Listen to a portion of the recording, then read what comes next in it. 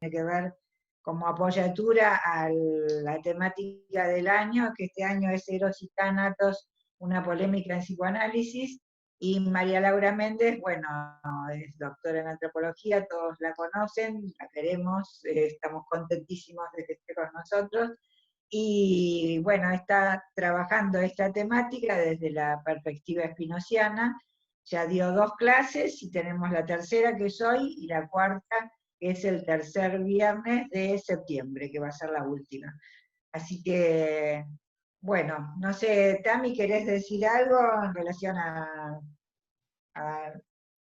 al Centro Oro o algo que quieras decir antes de que empiece Bueno, María mientras Laura? vamos esperando, la verdad es que tenemos hoy la tercera clase con María Laura, nos espera la cuarta, pero ya en el Centro Oro los esperamos para varias actividades en septiembre y en octubre que tienen que ver con científica, y además podemos contar que si bien la apertura de la institución no se hizo todavía porque seguimos apostando a cuidarnos, lo que sí se puede, así como estamos pensando virtualmente con María Laura, podemos seguir consultando porque esta pandemia, si bien nos tiene resguardados en casa para poder cuidarnos, eso no quiere decir que la vida deje de ser conflictiva.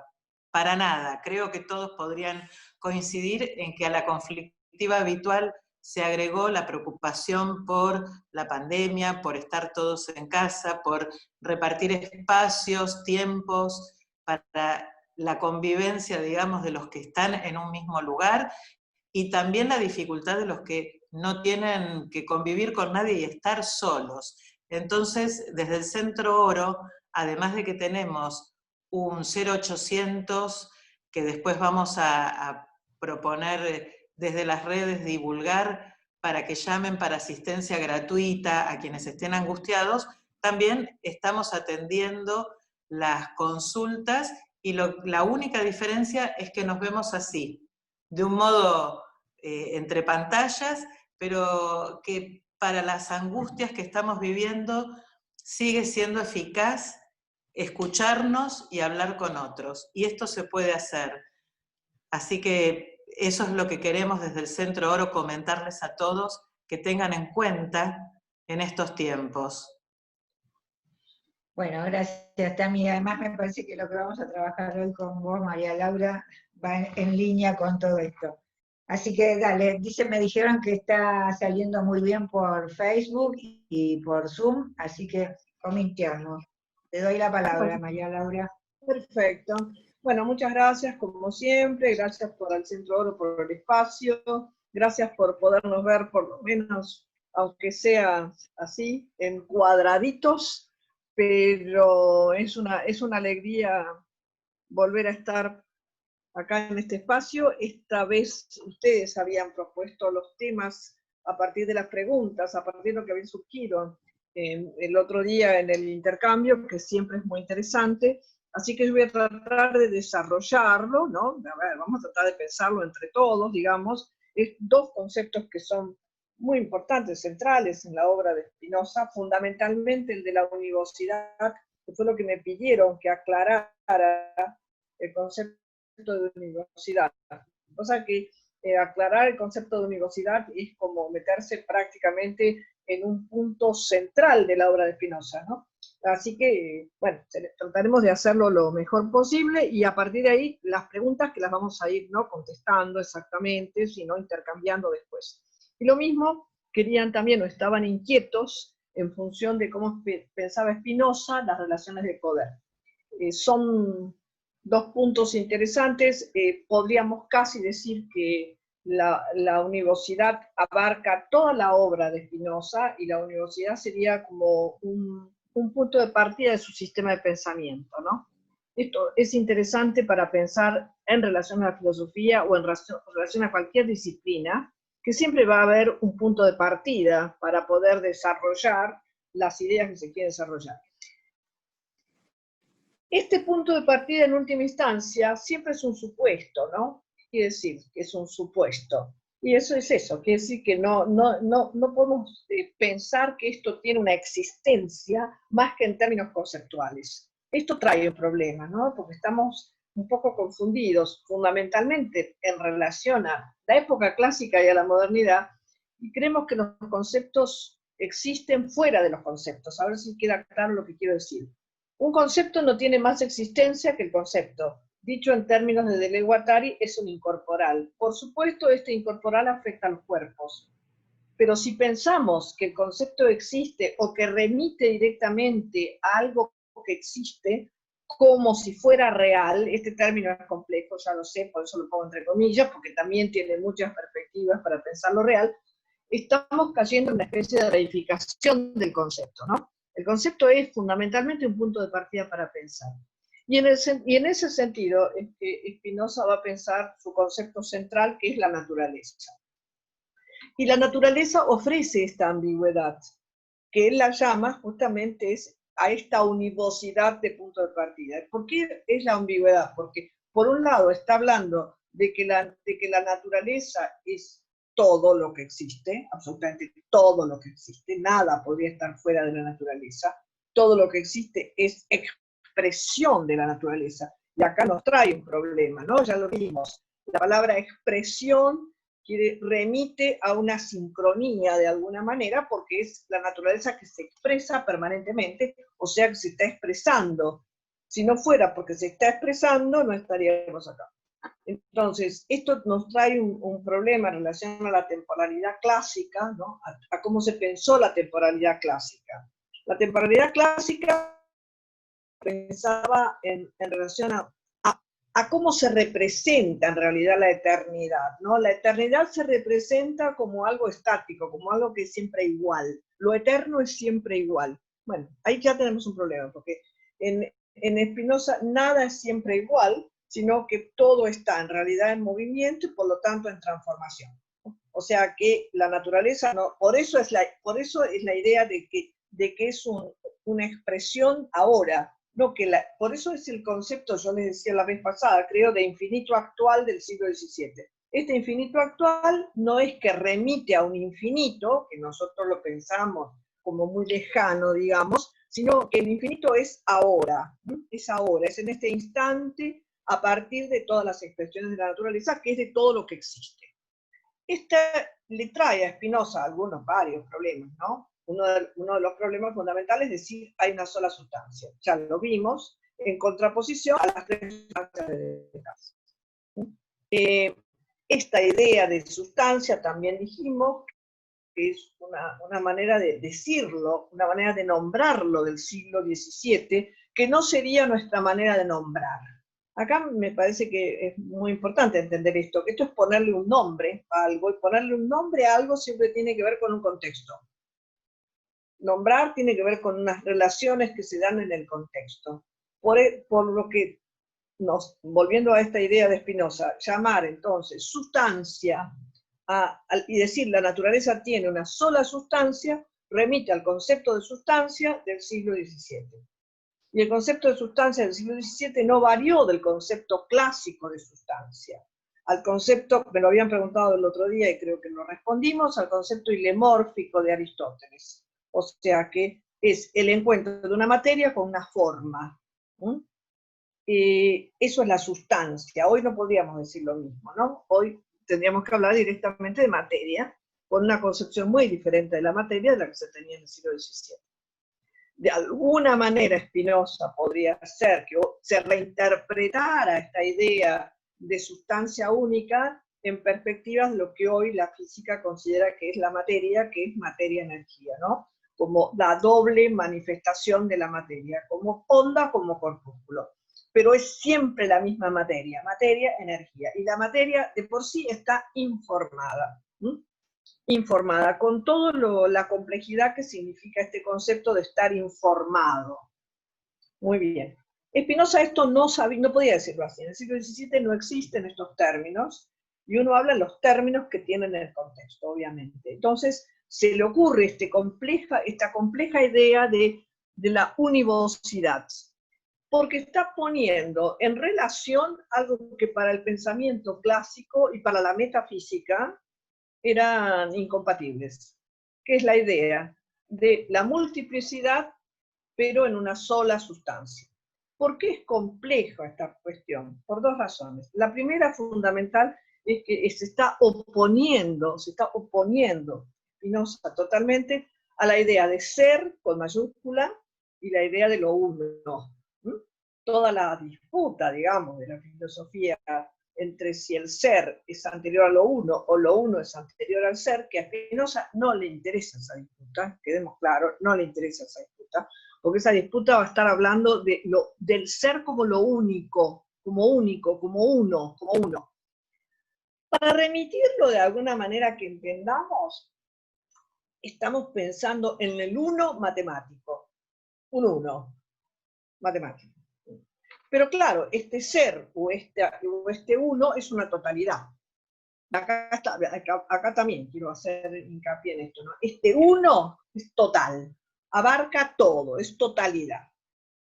Bueno, y entonces, ¿cómo hace Spinoza para decir que la naturaleza no se refiere a ese ser ni a ese uno?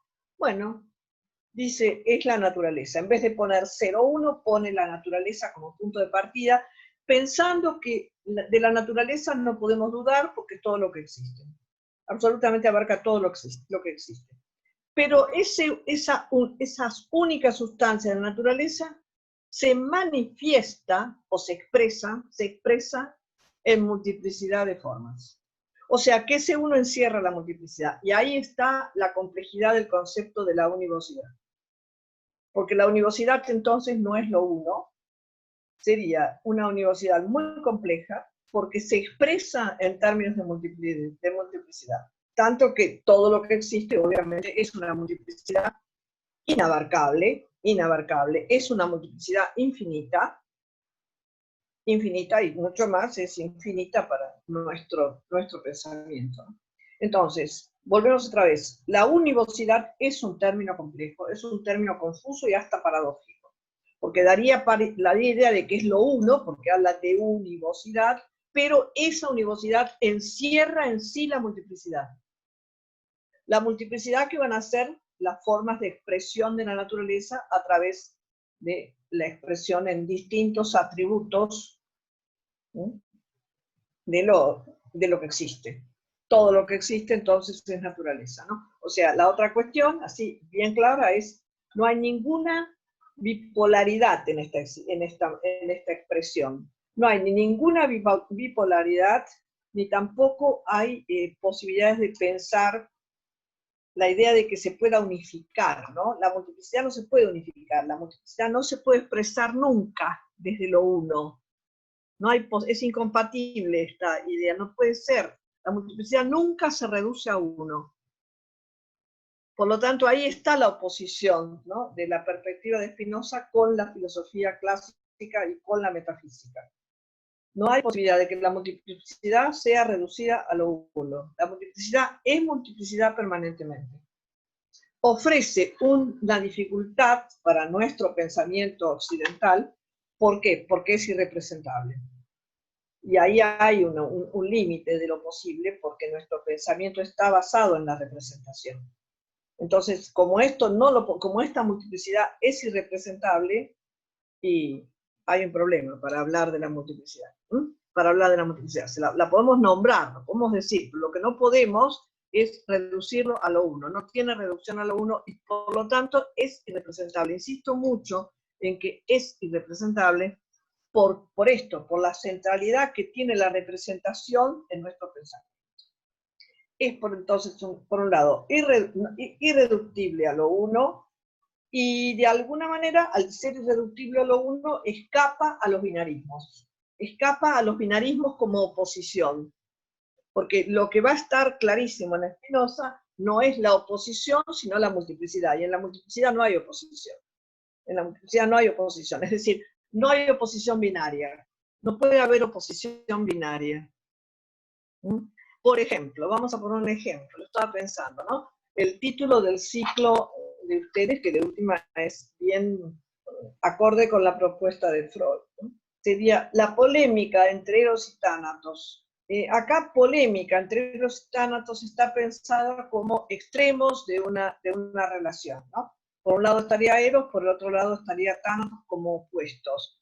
Bueno, Spinoza nunca va a pensar los opuestos de esa manera como polémica. Spinoza los va a pensar en términos de tensión, en términos de relaciones de fuerzas. Entonces, estas relaciones podrían ir variando, pero no es posible quedarse en uno de los extremos, porque estos extremos serían, siguiendo el pensamiento clásico y moderno, ¿no? Con excepción de Spinoza, que también es moderno, pero es una excepción en esto, pensar estos opuestos son absolutos, y dejamos de lado todos los matices que quedan en el medio. O sea, nunca estaríamos en Eros y nunca estaríamos en Tánatos, dicho en estos términos, porque no hay Tánatos para Spinoza, pero no importa, tomando esta dualidad, estaríamos siempre en una combinatoria compleja de relaciones entre Eros y Tánatos. Entonces, esta multiplicidad, esta concepción de multiplicidad en Spinoza se va a reflejar en todo lo expresado por la naturaleza. Todo lo expresado por la naturaleza, y acá hay otra dificultad para pensarlo nosotros, es que la dificultad, lo expresado en la naturaleza, esto que seríamos lo que la ontología clásica llama entes, que seríamos todos nosotros, Spinoza nos va a decir, no somos seres, somos relaciones, o no somos sustancias, somos relaciones. Como a mí me parece central esta idea de Spinoza, ¿no? No somos sustancias, somos relaciones. La sustancia solo existe en la naturaleza. Cuando se expresa esta naturaleza, se expresa a través de relaciones. También podríamos decir que la naturaleza, esta idea de una univocidad, es porque comprende todas las relaciones posibles, que son infinitas y que no podemos pensarla desde nuestro pensamiento finito. Podemos enumerar algunas relaciones, algunas. Tal vez muchas, pero nunca podemos pensar las relaciones infinitas. Entonces, ya está expresada la multiplicidad, no sé si está claro, si no está claro me lo dicen y lo volvemos a explicar, ¿no? Ya está expresada la multiplicidad en esta forma que la naturaleza se expresa mediante esta posibilidad de existencia a todo lo que existe, a través de poder expresar relaciones. No hay otra manera de decirlo que expresar, por eso insisto en la palabra expresar. La naturaleza expresa algunas de sus relaciones que nosotros expresamos como atributos. En el caso de lo vivo, todo lo vivo tiene dos atributos, y acá también estamos en problema, que por un lado es la extensión, que le podremos llamar cuerpo, y acá hay un tema con la misma palabra, que Spinoza usa la palabra mente, parece, en vez de alma. Las nuevas investigaciones están diciendo que Spinoza usa la palabra mente y no alma para no caer ni en la idea animista ni en la concepción clásica platónica de alma. La idea de mente ya habla de relaciones. Mente son las relaciones. Entonces, por un lado nosotros tenemos un cuerpo que es extenso, pero que es un cuerpo conformado de relaciones y que a su vez establece relaciones. Eso es la extensión, una manera de establecer relaciones. Que a su vez, a medida que establece relaciones entre este aspecto extenso, digamos, se abre la mayor posibilidad de discernimiento del otro aspecto que llamamos alma o mente. Cuanto más relaciones establecemos, más posibilidades tenemos de discernir. Si quieren ustedes, de percibir. Pero percibir en el sentido de discernir. ¿Y qué es lo que se discierne? Diferencias. Siempre que discernimos entre diferencias. Así está concebido este mundo de Spinoza. Entonces hay multiplicidad por todos lados. La sustancia única tiene expresiones en multiplicidades. Y esta es la concepción de univocidad.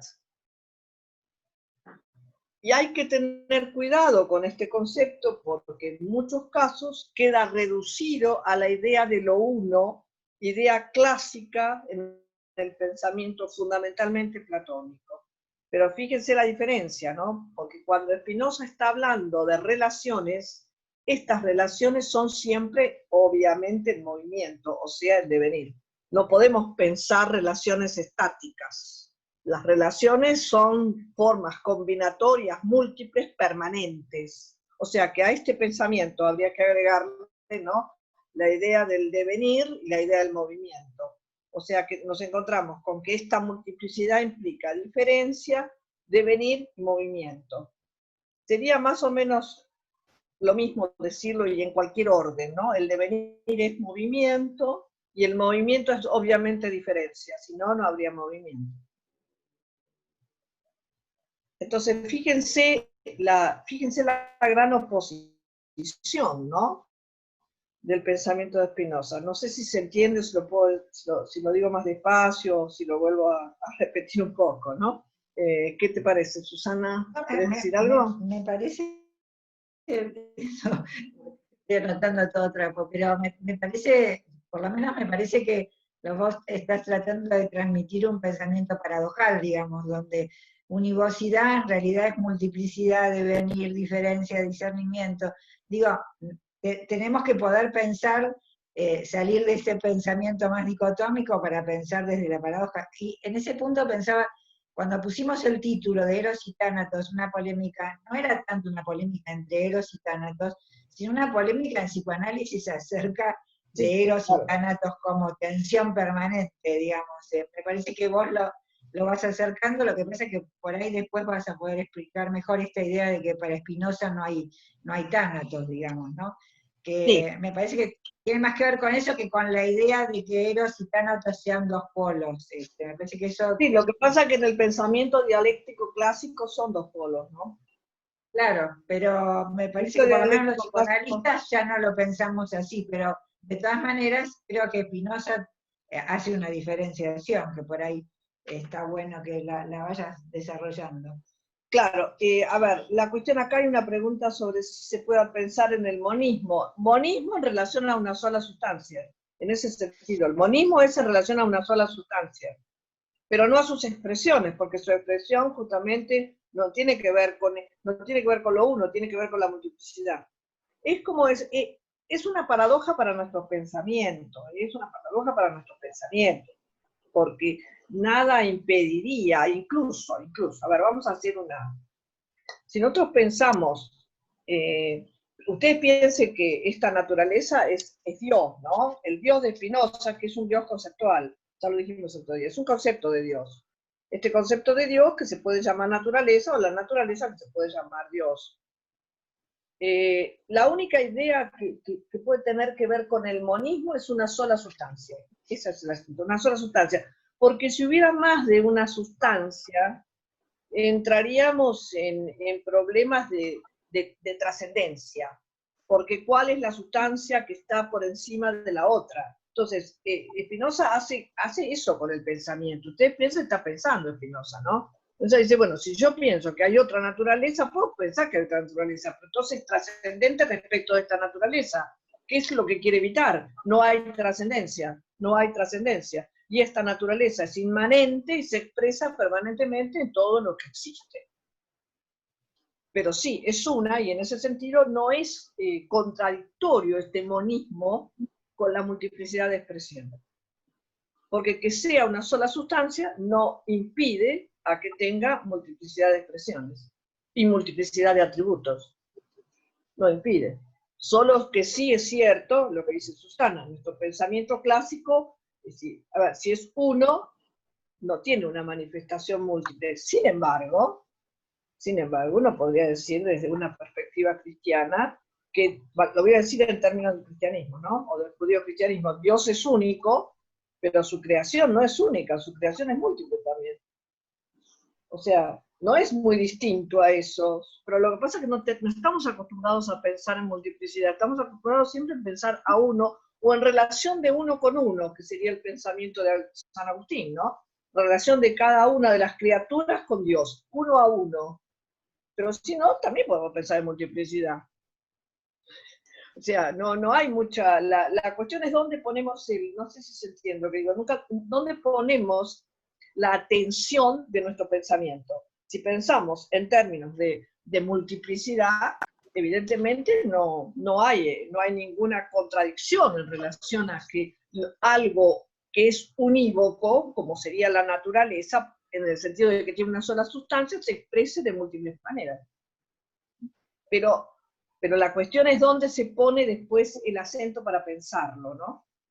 ¿Por qué? Porque pensamos que toda multiplicidad en realidad es contradictorio con la perspectiva de la esencia.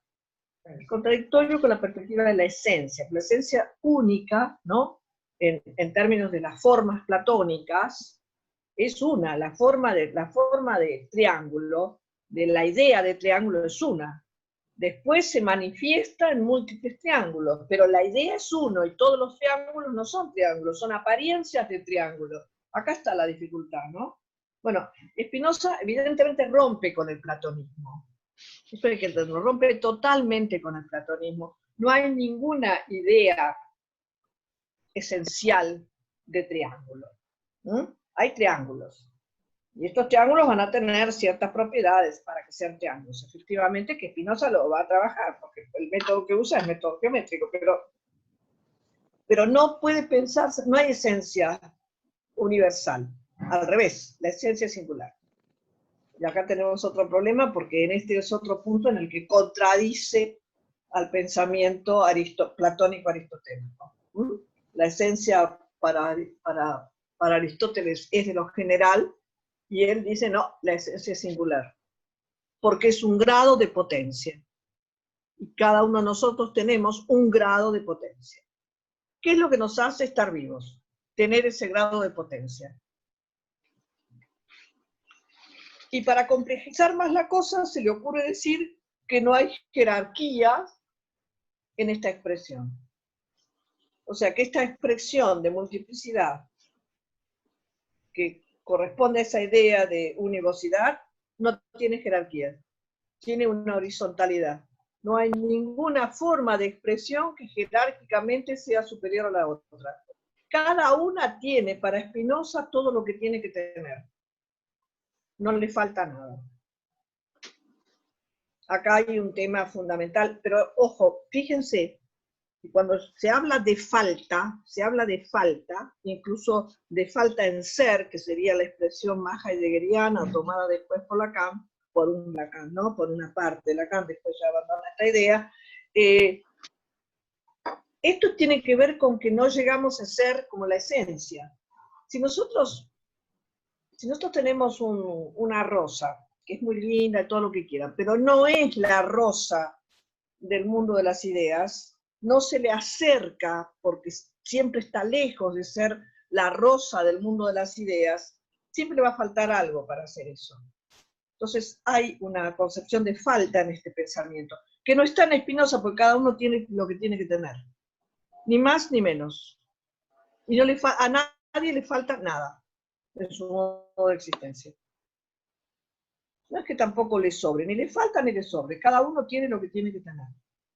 Bueno, ahí tenemos un problema, porque no hay concepción de falta. La concepción de falta en Spinoza es esta. Bueno, tiene que ver con la idea de perfección, o la idea de la existencia de un ideal, en otro mundo, por supuesto, platónico, ¿no? O en una expresión de que sería, bueno, el ser con mayúscula. Y si nosotros somos entes, obviamente no somos el ser, o sea que siempre nos falta algo para ser el ser. De alguna manera nos falta la eternidad porque somos seres finitos. Pero el que seamos seres finitos, Spinoza no lo piensa como una falta. O nos falta ser infinitos. Sino porque el modo de expresión es ese, la naturaleza. Entonces tampoco se le puede hacer ningún reclamo a la naturaleza, ¿no? A ver, esta también es una idea interesante en Spinoza. No es que le reclamemos a la naturaleza que nos falta algo. Porque esta naturaleza, yo diría casi, me animo a decir esto, es puramente conceptual. Es muy distinta a la existencia de Dios. La naturaleza, y encima nosotros la conocemos por sus expresiones. La naturaleza completa, tendríamos que conocer absolutamente todos los universos que hoy más o menos la física o la astrofísica sospecha que hay. Sospecha, porque no sabe. Así que hay cosas imposibles.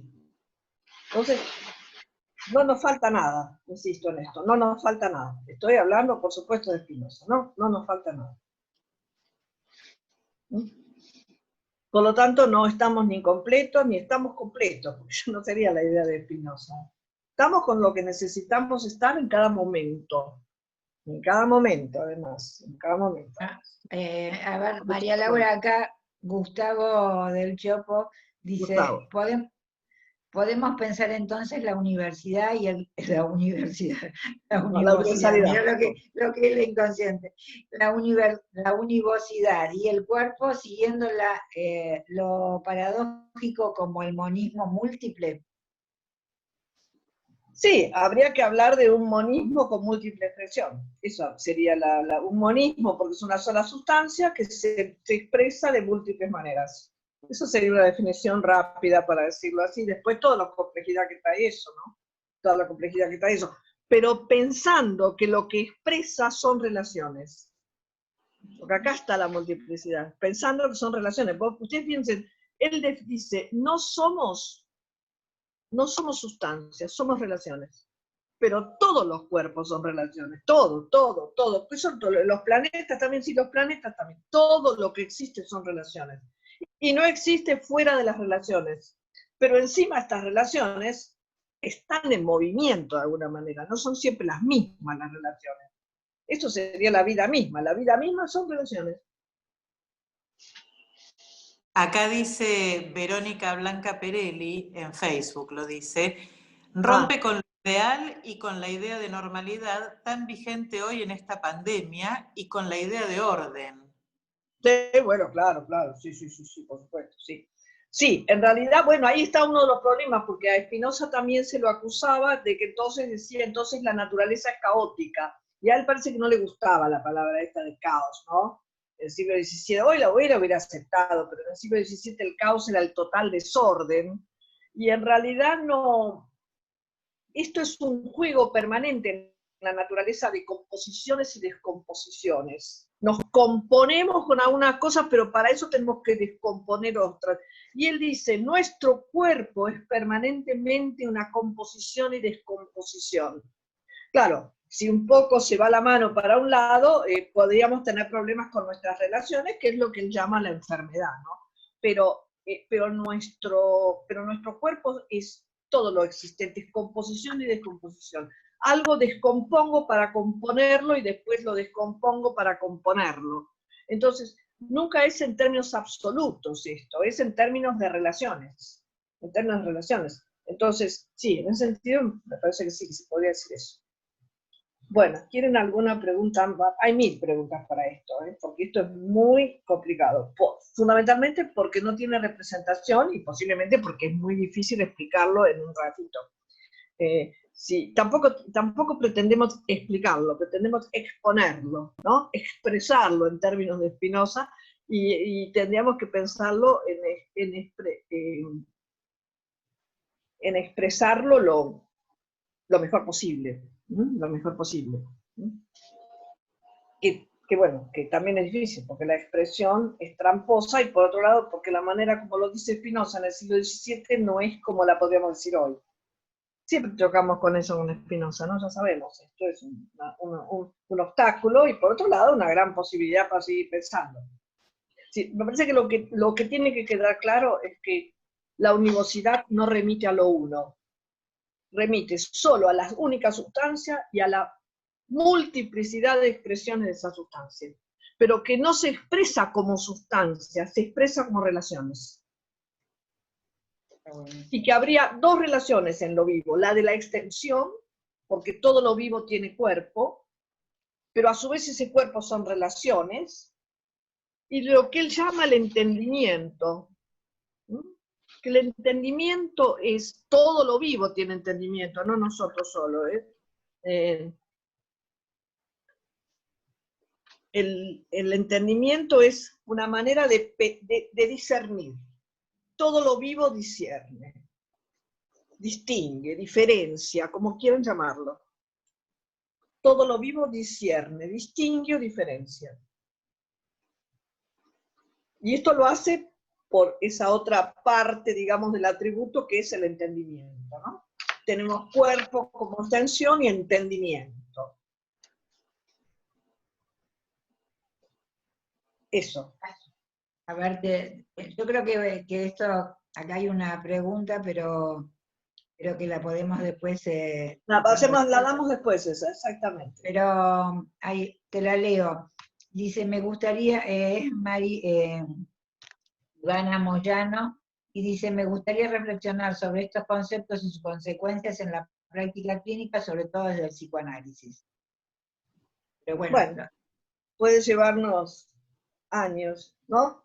Todas estas cuestiones, porque ahí sería pensar la clínica en términos de relaciones, en realidad. Esa sería la cuestión, pensar la clínica en términos de relaciones, porque nuestra vida son relaciones para Spinoza. O sea que no escaparía la clínica a la manera de pensar relaciones. Si somos relaciones, permanentemente hacemos relaciones. Pero ojo, ¿no? Porque estas relaciones en Spinoza van a tener consecuencias. ¿Cuáles son las relaciones que me convienen y cuáles son las que no me convienen? ¿No? Esa capacidad de discernir que tiene todo lo vivo es acerca de lo que me conviene, digo este término, porque no hay otro para hacerlo rápido, y lo que no me conviene. ¿Qué es lo que me conviene y no me conviene? Aquello que aumenta mi potencia de actuar o que me disminuye mi potencia de actuar. Cuando Spinoza dice aumenta mi potencia de actuar o la disminuye, está diciendo aumenta mi potencia de hacer relaciones o disminuye mi potencia de hacer relaciones. Porque si la existencia son relaciones, permanentemente es lo que tengo que pensar son qué me potencia hacer relaciones, más relaciones, y qué es lo que me quita la posibilidad de hacer relaciones. Esto nunca va a llegar a cero, ¿no? Porque ahí sería la muerte. Ni siquiera está clara la muerte en Spinoza, por lo tanto lo dejamos ahí. No es exactamente, no se podría pensar, ¿no? Y hacer relaciones que nos compongan, exactamente, hacer relaciones que nos compongan para aumentar la potencia de actuar. No, las relaciones que me descomponen son aquellas que me disminuyen la potencia de actuar, que significaría disminuye la posibilidad de hacer relaciones. Y dice más Spinoza, cuanto más relaciones haga con otros cuerpos, más posibilidad de discernimiento vamos a tener. O sea que en esta idea del paralelismo de Spinoza, que lo que le pasa al cuerpo le pasa al alma, y lo que le pasa al alma le pasa al cuerpo, cuanto más relaciones hacen los cuerpos, más posibilidades de discernimiento tienen. Discernimiento, selección, bueno. Pero es una posibilidad de todo lo vivo.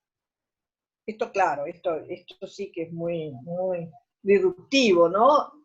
En el siglo XVII y actualmente también sigue siendo disruptivo, porque pensar que todo lo vivo tiene discernimiento o tiene percepción, dice él, y la percepción sería la capacidad de diferenciar, tiene discernimiento, bueno, evidentemente estamos diciendo que, claro, exagerando, estamos diciendo que la planta piensa.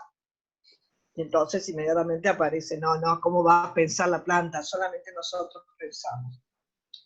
Hasta un punto sí, otro punto no. Como modo de existencia tenemos una forma particular de discernimiento que no tiene la planta porque no lo necesita.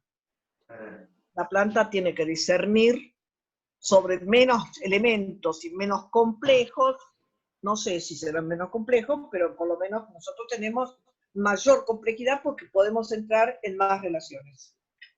Uno podría decir, bueno, pero en cuanto más relaciones entramos, también tenemos un compromiso mayor con esas relaciones, ¿no? También podría pensar eso, un compromiso mayor, porque entramos en relación con todo lo vivo.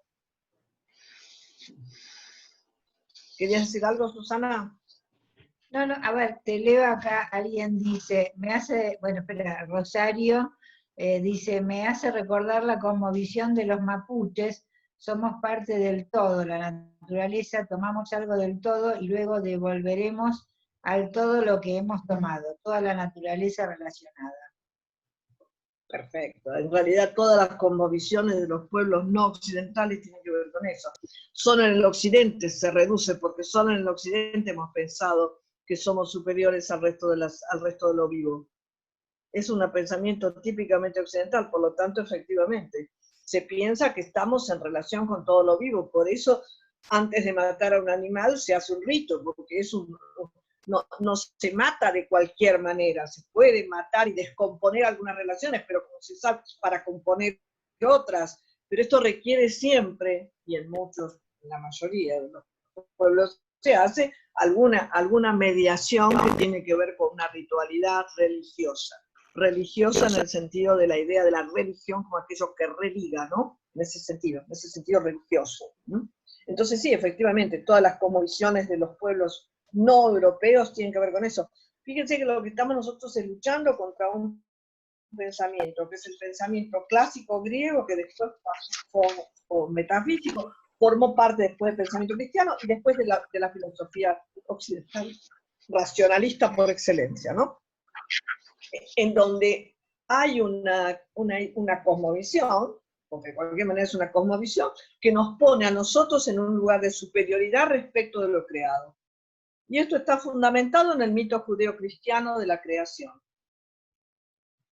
Dios creó todas las cosas y después lo hizo pasar a Adán que las nombre para que las domine. Bueno, o sea que hay una creación privilegiada por sobre el resto de los elementos creados por Dios en la cosmovisión judeo-cristiana. Y esto persiste.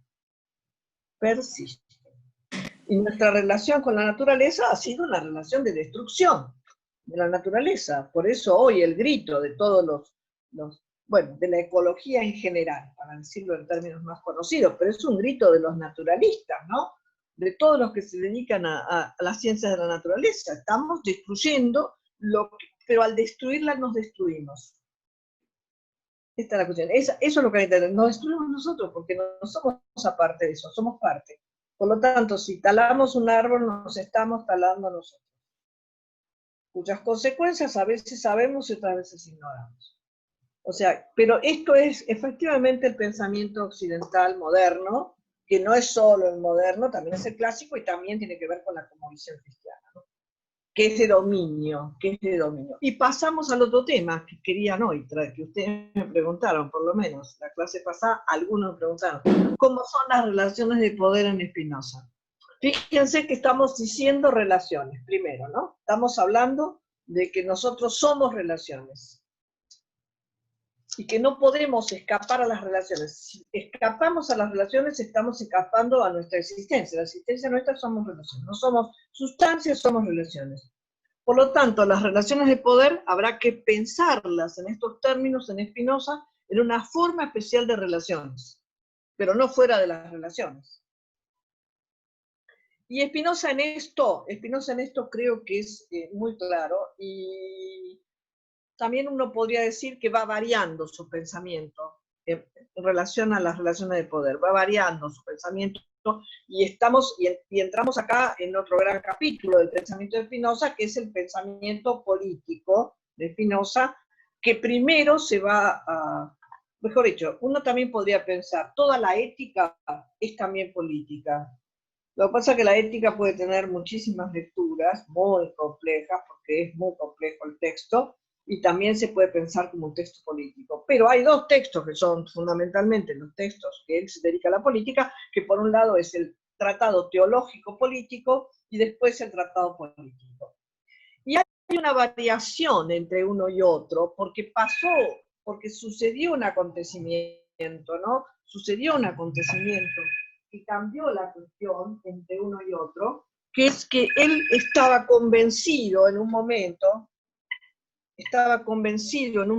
que era posible pensar que ciertas formas de monarquía podrían traer podemos término, bienestar general, para decirlo de alguna manera, porque ese no es un término.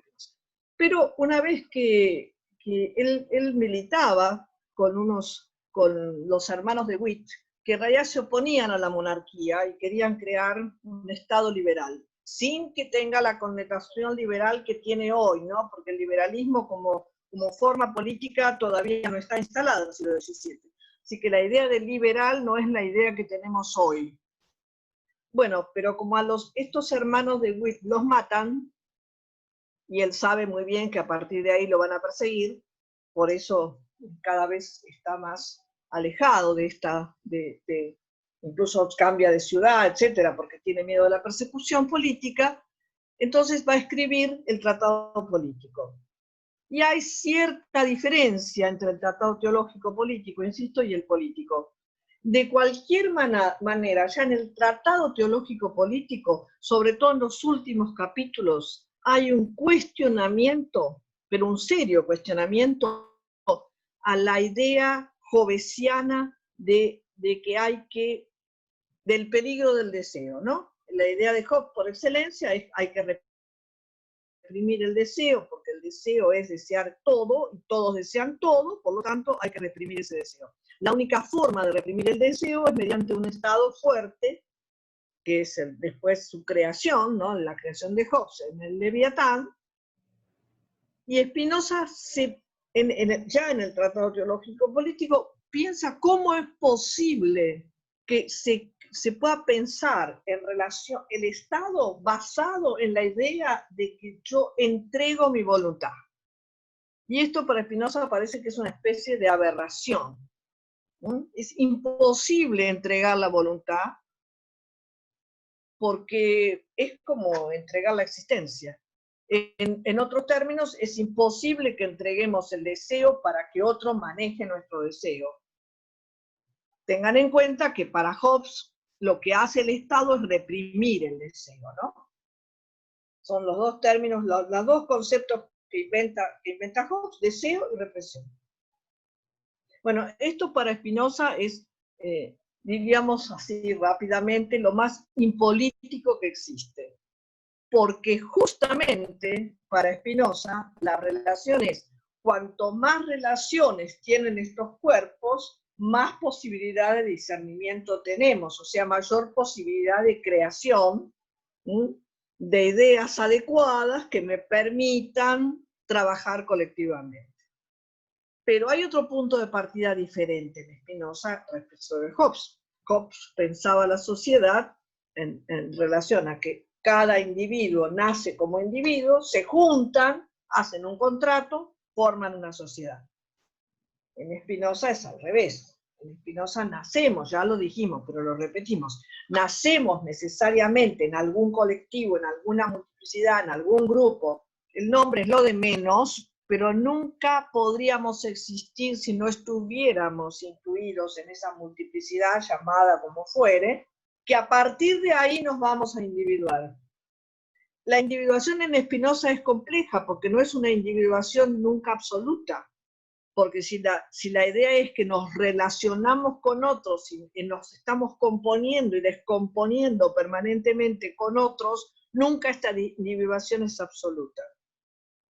La individuación misma ya es esa posibilidad, pero sería una posibilidad de ser singulares a partir de esta multiplicidad.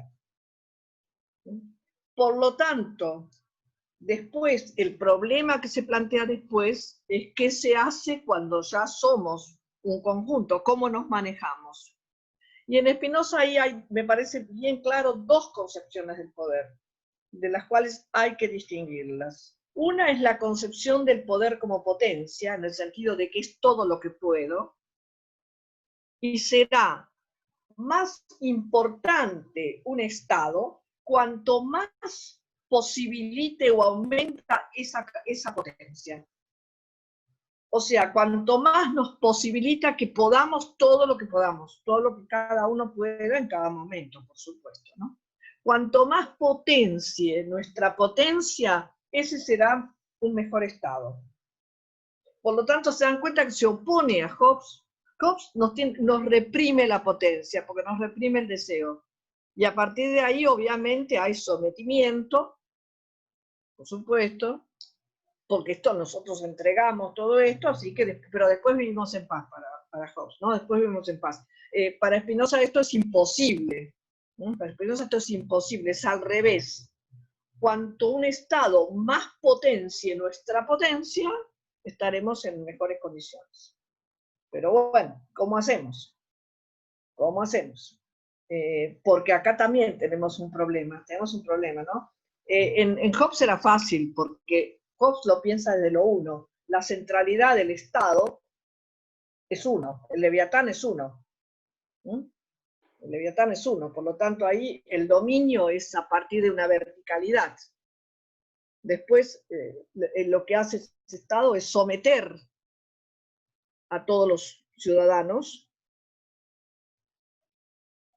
y a partir de ahí, bueno, posibilitará que haya un gobierno, por lo demás ya no tienen más voluntad, ya no deciden más nada, todo lo va a decidir el Estado. Bueno, como esto es una aberración para Spinoza, es exactamente al revés. El asunto es cómo constituimos un colectivo, de nuevo, ¿no?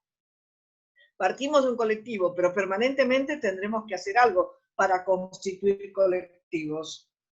O sea, relacionarnos con otros cuerpos que nos potencien y alejarnos de todo aquello que disminuye nuestra potencia de actuar.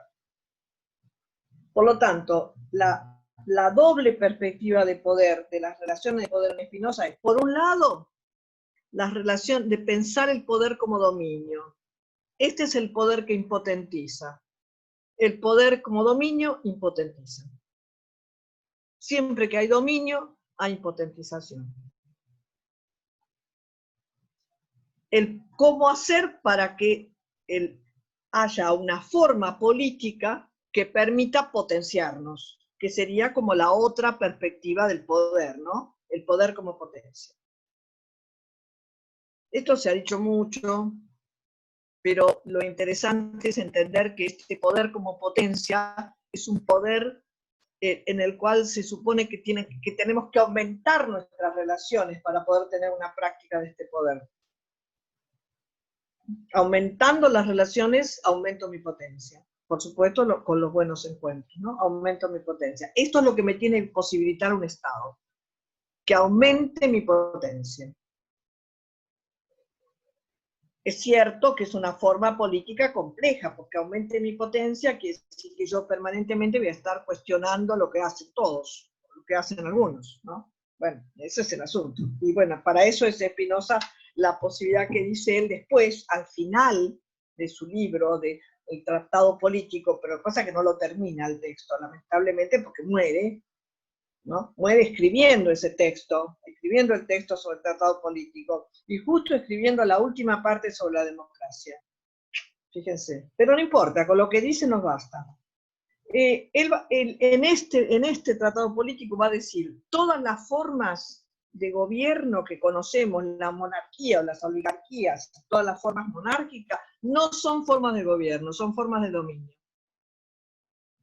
O sea que la distinción fundamental entre las relaciones de poder es dominio por un lado, potencia por el otro. Todas las formas de gobierno todas las formas que conocemos de gobierno son formas de dominio. La única forma posible de gobierno es la democracia. Esa es una forma de gobierno. Pero ya inmediatamente va a decir, pero la democracia es imposible. Buah, ¿en qué quedamos? Quedamos en esto, en que lo que sigue, por suerte lo escribió. ¿Por qué es imposible la democracia? Porque nunca se logra totalmente. Nunca se logra totalmente. Si se lograra, si uno piensa, llegué a la democracia, es porque alguna fracción de esa democracia opera como dominio. Por lo tanto, la democracia es una construcción permanente. Y acá va a oponer, y esto, claro, esto es una figura muy controvertida para toda la filosofía política de Occidente, porque él va a oponer la relación de contrato. Si no tenemos que hacer un contrato, no hay un contrato. Lo que hay es un consenso que se debe hacer permanentemente. Y nunca se logra totalmente, porque el consenso es variable. Si decimos logramos consenso definitivo, bueno, quiere decir que alguno nos dominó para pensar que esto es definitivo. Entonces, el consenso se logra momentáneamente, trabajando con transformaciones permanentes. Por supuesto que para Spinoza la idea de una democracia representativa no sería del todo democracia. Primero, porque nadie podría representarnos en términos de que habría que pensar en términos de identidad para pensar representación. Y él no habla de identidad, ¿no? Sino de diferencia. Entonces, de alguna manera, sería un poco complicada la democracia representativa, salvo que estuviera permanentemente en revisión esa representación, ¿no? En revisión constante esa representación. Yo, bueno, el otro representa, pero vamos a ver qué haces, como cuándo me representás y qué me representás. Por lo tanto, la democracia es una construcción permanente. Un poco como todo en Spinoza, la libertad es una construcción permanente, la felicidad es una construcción permanente, no hay punto de llegada a la democracia, no hay punto de llegada, porque si hay punto de llegada a la democracia, a la libertad, a la democracia, a la justicia, estamos pensando en formas ideales. Estamos pensando en formas ideales. Si no, lo otro es construcción permanente. No nacemos libres, dice Spinoza claramente.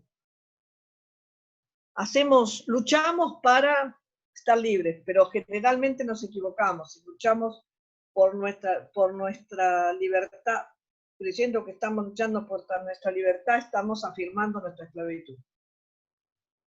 ¿no? Entonces, bueno, fíjense o sea, es un trabajo, conclusión, es un trabajo.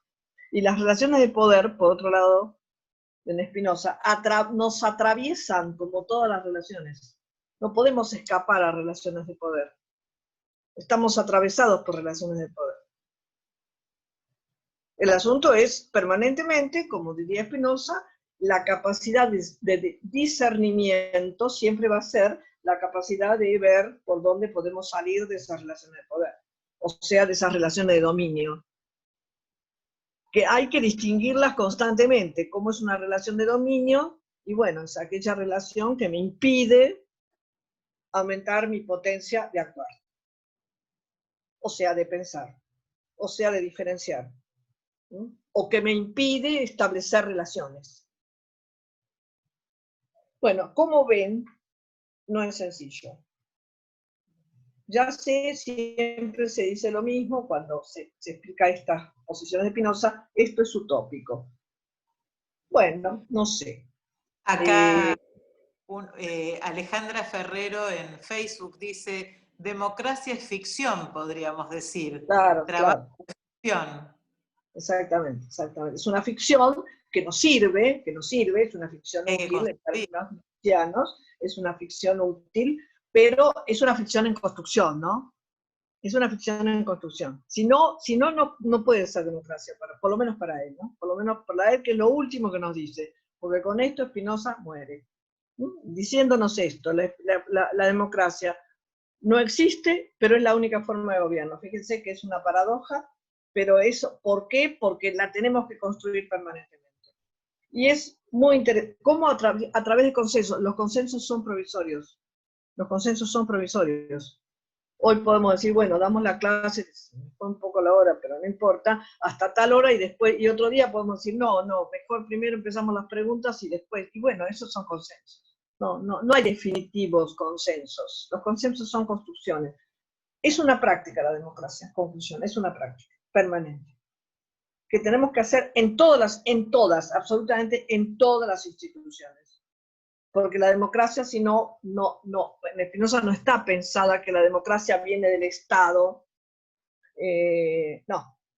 Si la democracia viene del Estado, no sé si podemos construir la democracia en términos de Spinoza, sino en una práctica constante donde estemos. Hoy podríamos decir en prácticas micropolíticas. María Laura, un poco para reenganchar con Eros y Tánatos,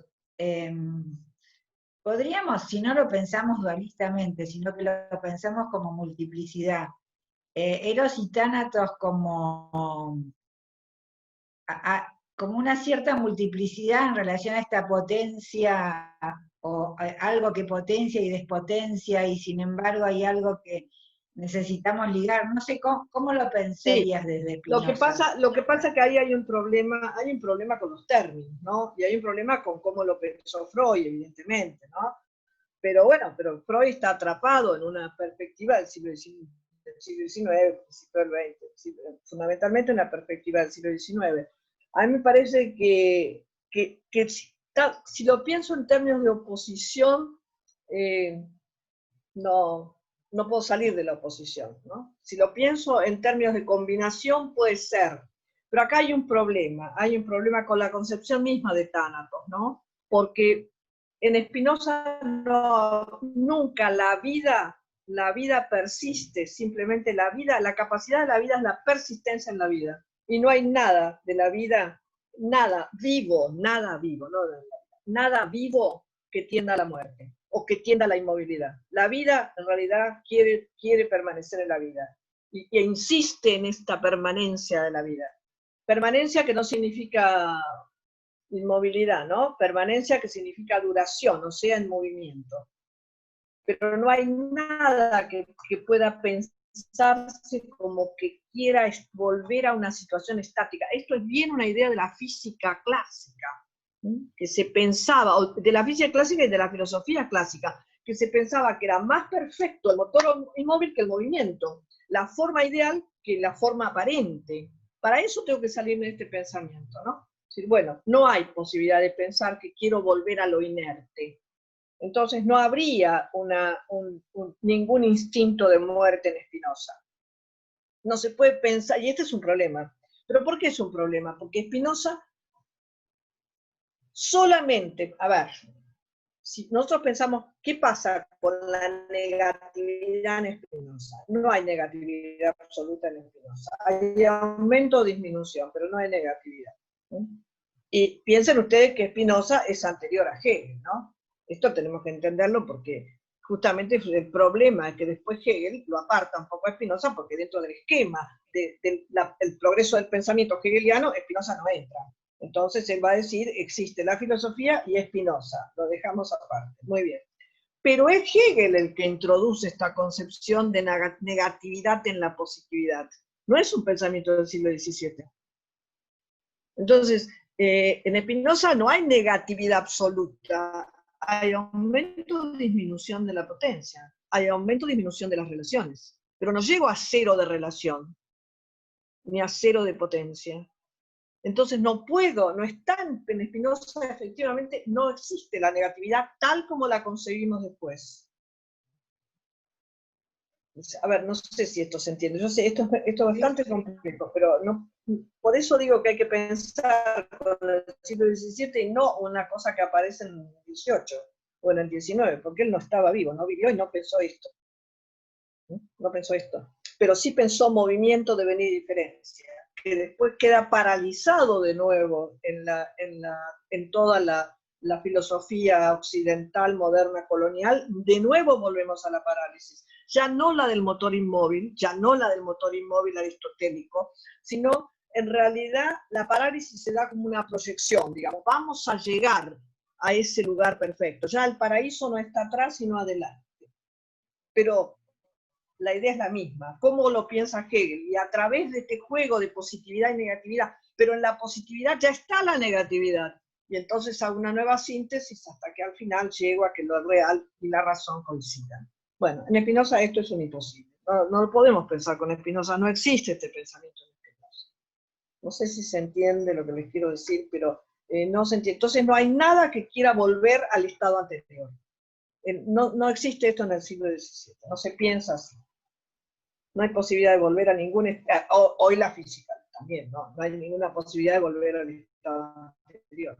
Pero ya es un pensamiento de la física. Por eso recuerden que a Spinoza no lo traen los filósofos, ¿no? Lo traen los físicos y los biólogos. Después lo toma la filosofía, pero primero es la física y la biología lo que redescubren a Spinoza. Así que, bueno, por eso no hay posibilidad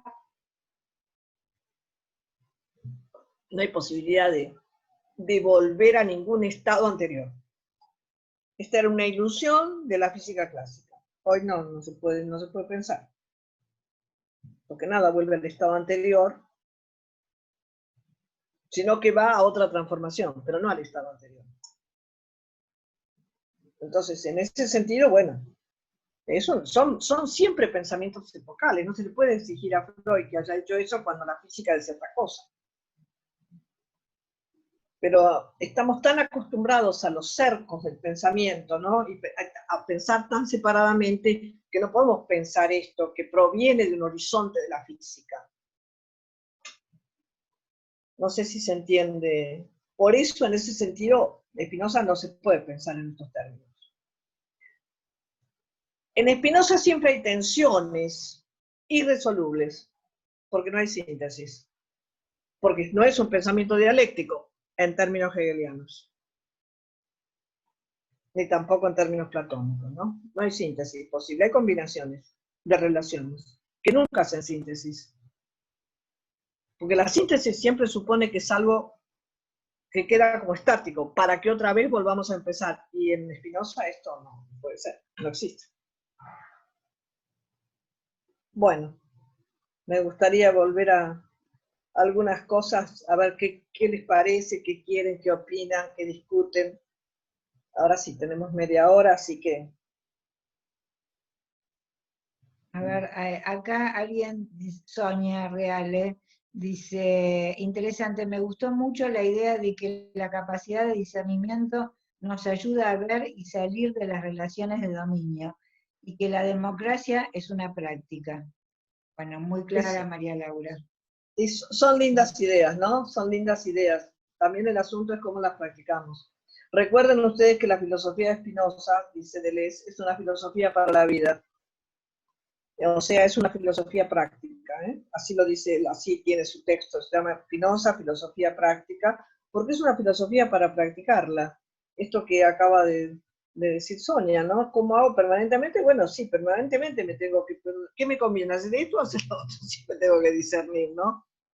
Y ahí en este discernimiento es donde Spinoza pondría el acento de intentar salir de relación de dominio frente a este discernimiento. Yo digo intentar porque nunca salimos totalmente, ¿no? Tampoco hagamos tantas soluciones. Siempre estamos con algunos condicionamientos de los cuales no podemos salir, y algunos, pero por lo menos, si no podemos salir, sepamos estratégicamente qué hacemos. ¿Eh? Son dos cosas, ¿no? Hay situaciones que son muy difíciles de salir, y a lo mejor no conviene, por otras razones.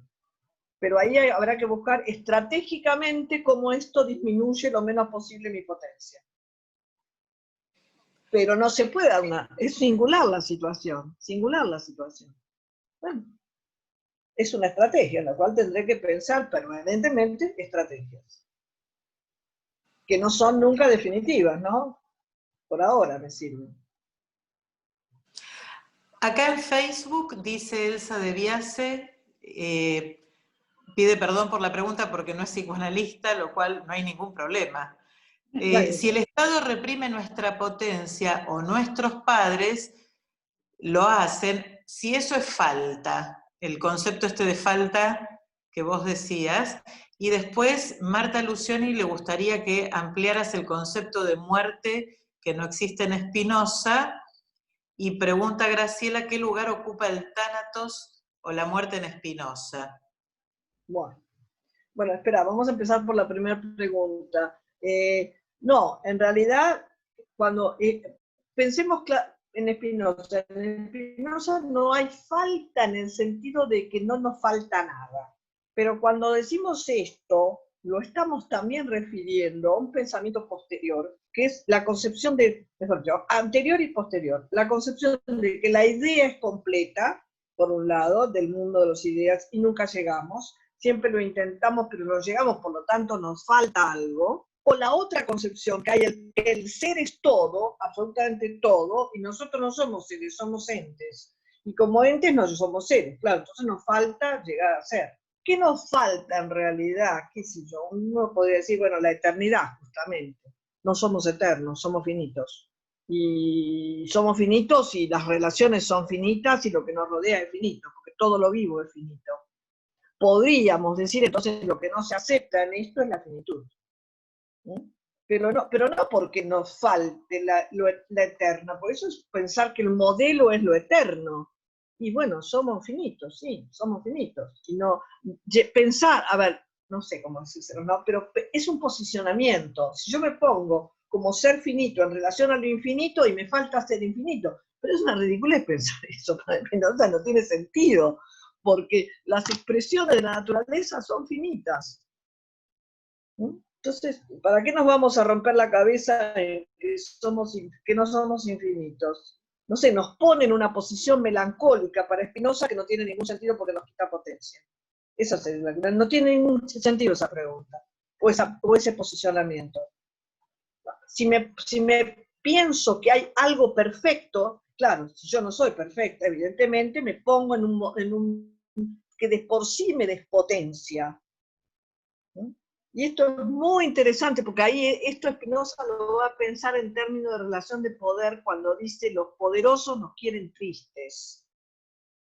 Entonces es muy importante pensar en relaciones de dominio, ¿no? Pero no en relaciones de dominio solamente de los aparatos de Estado. El dominio se ejerce de múltiples maneras, como dice acá la pregunta de la compañera. Sí, lo que pasa ahí que en la relación con los padres es una relación compleja, porque la relación con los padres es una relación de asimetría variable, digamos. Primero, los padres necesitan cierto ordenamiento de lo que tienen que hacer los hijos y lo que no tienen que hacer, porque si no lo hacen, también producen un caos total, porque nosotros no sabemos qué tenemos, qué podemos y qué no podemos.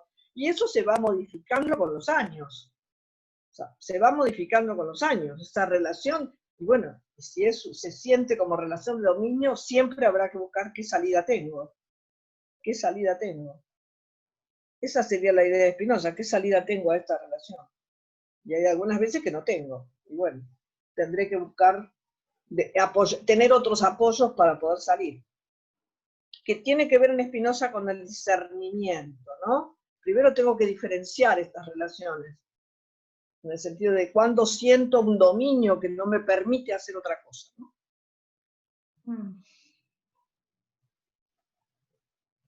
A ver, esa era una pregunta. La otra, repetímela por favor, Tamara, porque esa no, no es una respuesta. Aparece, pero... digamos, la muerte en Spinoza. Bueno. Pero antes de que contestes eso, para complejizar un poquito a lo anterior, me acordaba de el tema de las relaciones de poder, que Foucault toma, no sé si es espinociano, Foucault toma a Spinoza. No especialmente, pero de cualquier manera sí cuando termina planteando, cuando él se pregunta qué pasa con los estratos del saber, que van cambiando cómo cambian los estratos del saber, en el mismo saber no lo encuentra y tiene que correrse a pensar relaciones de poder. Y ahí en ese sentido uno podría decir, hay un correlato con esta concepción de Foucault, de que el poder son relaciones, con la perspectiva spinociana de las relaciones. Sí, claro, y él toma la idea de la represión en relación al discurso jurídico, digamos, ¿no? Claro, claro. Digo, me parece que hay algo ahí, para pensar esta pregunta en relación a los padres, en relación al Estado, como la idea del discurso jurídico como necesario para reprimir el deseo está muy ligado a esto que vos decías de Hobbes. Totalmente, está ligado al concepto hobbesiano. La concepción de derecho está ligada a la concepción hobbesiana, desde ya. Entonces que hay mucho que revisar ahí, también en la concepción de lo que debemos acá van a decir después aparato de Estado, que va más allá del Estado, aparato de Estado. Un modelo aparato de Estado que es modelo de dominación. Y el derecho al servicio de esa dominación. Y bueno, por ahí hay que ver toda la concepción de ley, ¿no? Y Spinoza también dice algo de eso, también hace algo en relación al cuestionamiento de la ley divina. Bueno, pues no dejó nada en pie Spinoza, no dejó nada en pie. Sí que sí, efectivamente. Bueno, pero es una cuestión también de ver en situación, ¿no? También de ver en situación, porque la próxima vez vamos a hablar de los valores en Spinoza, si les parece. Un poco, ¿no? De los valores y de la individuación, de las dos cosas.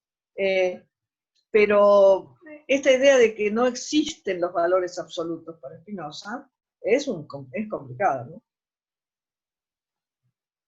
Bueno, si le parece, dejemos esto Dale, como dale. abierto, ¿sí? Y vamos a la pregunta sobre la muerte. Spinoza concibe la muerte de dos maneras distintas. En dos planos, diría yo, no en dos maneras. No, está mal dicho. En dos planos distintos. Un plano es, para decirlo rápidamente, sería la muerte de nuestro cuerpo, lo que conocemos como muerte. Esa muerte es la muerte de nuestras relaciones, no de las relaciones, sino de una relación que compone nuestras relaciones. Desaparece esa relación que me caracteriza y podríamos decir todas las partes que me constituyen quedan sueltas fuera de esa relación. Entonces, cuando yo digo se murió, murió esa relación que lo constituye.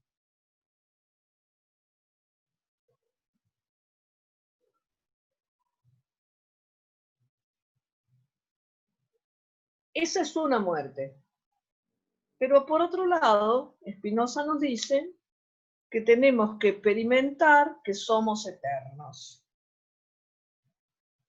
Tenemos que experimentar, dice, experimentar, palabra esta sí está así en la ética, experimentar que somos eternos. ¿Y qué quiere decir que somos eternos? Y quiere decir que hay una parte nuestra, acá entendido parte, no como parte sustancial, sino como intensidad, que es nuestra potencia, que es eterna.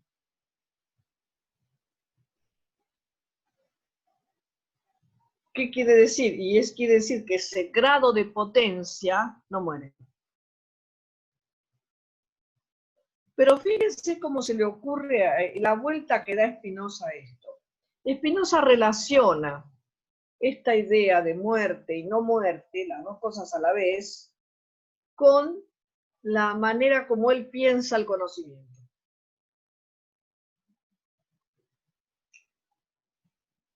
A lo que él denomina tres géneros de conocimiento, que también es un aspecto muy importante de Spinoza, que dio lugar y que ahora ha dado lugar a una cantidad de investigaciones impresionantes, porque creo que es cierto, es un concepto que hay que sacarle el jugo, digamos. Por lo tanto, sintetizarlo en pocas palabras no es nada más que enunciarlo. Pero si les parece lo hacemos para empezar por lo menos a entender esto. En Spinoza hay tres géneros de conocimiento. El primero, lo interesante es que estos tres géneros no son evolutivos. Primero, porque no hay idea de evolución en el siglo XVII. Y segundo, porque en Spinoza no hay que se pase de uno a otro, sino que permanentemente están, por lo menos los dos conviven constantemente. El tercero no, porque el tercero es un poco especial. Pero el primer género de conocimiento y el segundo lo tenemos toda la vida. El primer género de conocimiento tiene que ver es solamente en términos de afecciones. Es decir, nosotros somos seres en relaciones, esta idea, ¿no? Otra vez, ¿qué relaciones? Con todo, bueno. Pero hay algunas cosas que nos afectan y que nosotros afectamos. Esto es afectación o afección. Por ejemplo, es indudable que el sol nos afecta. No afecta de la misma manera el sol a nosotros que a las plantas, pero nos afecta. Sin duda, nos afecta. Pero nos afecta de tal manera que sentimos, para decirlo así, exactamente su afección. Nos calienta, por ejemplo, o nos puede llegar a irritar la piel.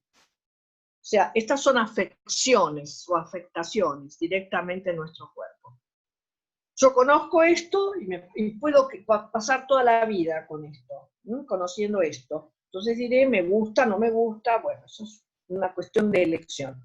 Pero que el sol calienta, calienta. ¿Sí? Esa es una afectación, que afecta a muchas de las cosas vivientes de distinta manera. Perfecto. Pero yo no conozco ninguna causa, solo conozco los efectos de un cuerpo, el sol sobre el mío. Es decir, conozco algunos efectos sobre mi cuerpo, pero no conozco para nada el sol. Acá estamos en un plano que Spinoza llama ideas inadecuadas. Y puedo pasar toda la vida con las ideas inadecuadas. Estas ideas inadecuadas tienen que ver con lo que acabamos de ver como percepción o discernimiento.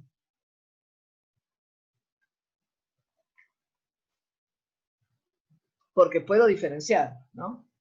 El sol me calienta, la lluvia me moja, pero puedo estar ahí afectada totalmente a eso y bueno, sí, ¿no? Sin preguntarme más. Sería solo entonces este plano de percepciones, de afectaciones. Lo que caracteriza nuestro modo de existencia es que no solo tenemos esta forma de pensamiento, de conocimiento que es por afecciones, sino que además la razón, y piensen ahí está claro, es la razón, porque Spinoza es un racionalista, todo el siglo XVII va a ser racionalista, la razón me lleva a querer conocer las causas. Cuando Spinoza dice causas, está diciendo en realidad, me lleva a querer conocer más relaciones. En el ejemplo que damos, no me quedo con que el sol me calienta, sino que investigo qué es el sol, bueno, con las posibilidades focales que tenga, ¿no? Y voy a tener una idea más adecuada de por qué el sol me calienta o irrita la piel. O sea que el segundo género de conocimiento se trata de ampliación de relaciones. Que dice Spinoza en términos relativos es infinita. ¿Por qué en términos relativos? Y porque en términos relativos son infinitas las relaciones que podemos hacer. Aunque en términos absolutos no, porque no llegamos al infinito, ¿no? ¿Se entiende esta diferencia entre el término absoluto y relativo de infinito? La posibilidad que yo tengo de conocimiento a través de ideas adecuadas es infinita, pero en términos relativos, porque si no sería que conozco todo, y eso es imposible. Mi conocimiento siempre va a ser parcial.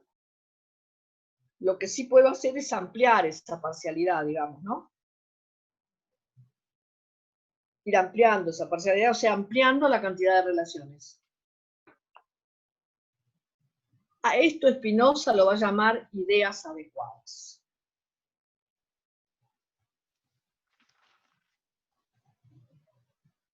¿Qué es lo que comúnmente llamamos conocimiento?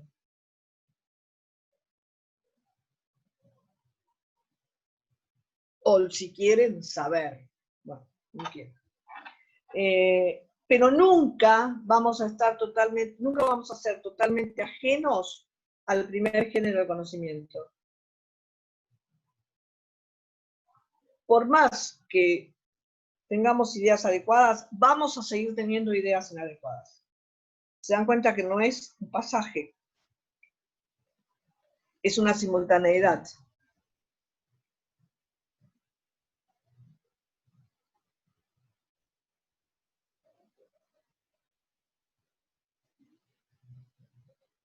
El problema se plantea con el tercer género de conocimiento, que como siempre Spinoza lo escribe al final de sus obras, porque él siempre, esto es al final de la ética, el capítulo 5 de la ética, donde va a plantear este tercer género de conocimiento que consiste en una especie de insight, digamos, una especie de insight.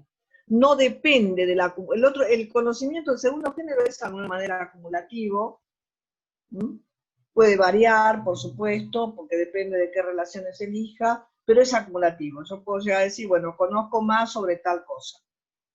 Pero el conocimiento del tercer género de conocimiento no es acumulativo y no depende de la acumulación de este segundo género de conocimiento.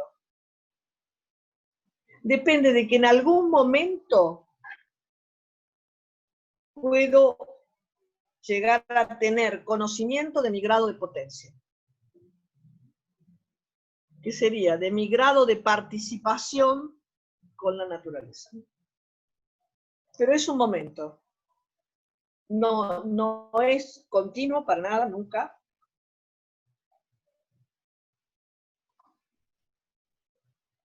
Insisto en esto, no es acumulativo. Ahora, acá está la cuestión de Spinoza y la eternidad. Él dice, en el momento en que tenemos ese insight de que nos sentimos como, de que tenemos de alguna manera un conocimiento de nuestro grado de potencia, en ese momento, así como una especie de iluminación, que no sería entonces solo de la vía de la razón, sino más bien de la vía de la intuición, y acá hay todo un problema porque está en cuestión el concepto mismo de intuición, pero bueno, podemos decirlo así.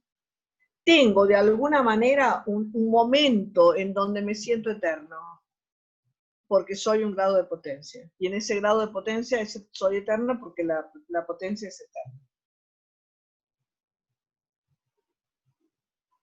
Y ahí es donde plantea él que una parte somos eternos, porque el grado de potencia de cada uno de nosotros no muere. Entonces tenemos esa doble capacidad de ser finitos y de ser eternos.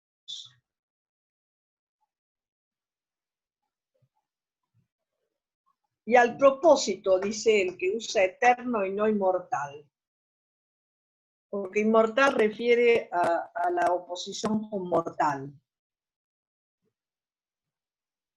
Y eterno refiere a otra perspectiva, sobre todo en el siglo XVII, que es lo que existe, pero no en términos estáticos, y acá está la cuestión de la diferencia de Spinoza con la idea de eternidad como lo que ya no se mueve, ¿no? Lo eterno sería lo que ya llega a un estado y no se mueve, no es así para Spinoza, ¿no? Sino que eso está como parte de la naturaleza y es este grado que nos hace vivos y esto no muere. Esto va a seguir, pasará a otras composiciones, pero ese grado no muere. Entonces él dice, tenemos que vivir como si fuéramos eternos. ¿Qué quiere decir esto? Quiere decir, tendremos que esforzarnos en tener la mayor cantidad de ideas adecuadas. Sería algún momento, en algún sentido, para poder dejar ese legado de las ideas adecuadas para que otros sigan pensando, o sea, haciendo relaciones. Es como si dijéramos, a ver, como si nos preguntáramos, ¿Spinoza murió? Sí, pero sin embargo lo tenemos acá, porque de alguna manera intentó ser eterno con sus ideas. Freud murió, sí, pero sin embargo está acá, porque fue eterno y será, por lo menos por un tiempo, nunca va a ser definitivamente eterno, pero bueno, en un tiempo será eterno. Esa es la idea de Spinoza de por qué las concepciones de muerte. En un sentido morimos y en otro plano no morimos. En un plano morimos y en otro plano no morimos. Que es, por otro lado, una concepción bastante habitual en muchas otras cosmovisiones, ¿no? Sobre todo las que tienen que ver con la presencia, la relación de presencia-ausencia, que no es la que tenemos nosotros desde la razón. Porque desde la razón, evidentemente, está o no está. Murió o no murió. Pero esto es muy poco complejo, digamos, ¿no? En las otras cosmovisiones hay distintas formas de pensar presencia-ausencia. Distintas formas de pensar la muerte y la presencia de los muertos. Bueno, Spinoza está más cercano a esa idea, por lo menos la idea de que no morimos mientras otros nos tengan. Eso sería, ¿no? Fíjense, murió en 1677, estamos hablando de Spinoza. Spinoza diría, bueno, entonces no estoy muerto. Eso diría Spinoza. Bueno, en un sentido, soy eterno epocalmente, ¿no? Podemos saber dentro de 100 años qué va a pasar, pero bueno, por ahora está bien, en ese sentido. No sé si se entiende un poco la relación compleja vida-muerte en Spinoza. Que no es la relación que hace la razón. Esta sería la cuestión, ¿no? La razón, para la razón, ¿está vivo o está muerto? Se murió, se acabó. Todo lo otro es fantasía. Y ahí hay un problema, que ha traído problemas, indudablemente. Bueno, acá te comentan, a ver, por un lado, si es como un antecedente, no me acuerdo, lo leí antes, pero no lo encuentro ahora, un antecedente al pensamiento complejo, digamos, la cuestión de Spinoza. Y por otro lado, eterno como trascendencia de las relaciones. No, sin trascendencia, porque piensen ustedes, no trascendencia, las relaciones no mueren, dice Spinoza también, las relaciones siguen existiendo, aunque los términos en donde se coloca esa relación ya no existan. Las relaciones siguen existiendo, las relaciones son eternas. Por ejemplo, decir Juan es más alto que Pedro es una relación. Juan y Pedro pueden no estar, pero la relación más alto que sigue existiendo. O sea, la relación diferencial más alto que, más bajo que sigue existiendo, aunque los términos ya no estén. Entonces, en ese sentido, las relaciones son eternas. ¿No? Las relaciones no mueren. Si estén ocupadas o no, porque yo puedo decir más alto que, más bajo que, y no está ocupado por nada. Y ahí hay que hacer una diferencia hoy, ¿no? Sí, exacto. No, bueno, no hay concepción de sujeto en Spinoza, ¿no? Esta es otra pregunta, por ahí no hay concepción de sujeto, porque el sujeto supone sustancia, y para Spinoza no somos sustancia. Así que ahí sí que tenemos que establecer ahí una diferencia. Si quieren, lo podemos poner también para la próxima clase, porque no hay sujeto. ¿Por qué no hay sujeto? Porque no hay sujeto en Spinoza. Bueno, volviendo otra vez a que las relaciones... Una última cosa que acá alguien, creo que Sonia, pregunta, que vos la otra vez habías recomendado un libro o un material para hacer un recorrido de las ideas filosóficas a través de las distintas etapas. ¿Cuál era? ¿Te acordás? No sé. No, no sé, me parece que un libro interesante para eso es la perspectiva de Châtelet en la historia de las ideologías.